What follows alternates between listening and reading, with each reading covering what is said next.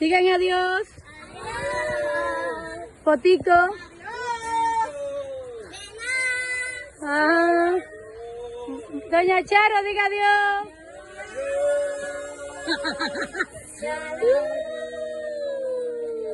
Eso para que lleguemos rápido. Ya yo estaba grabando otra.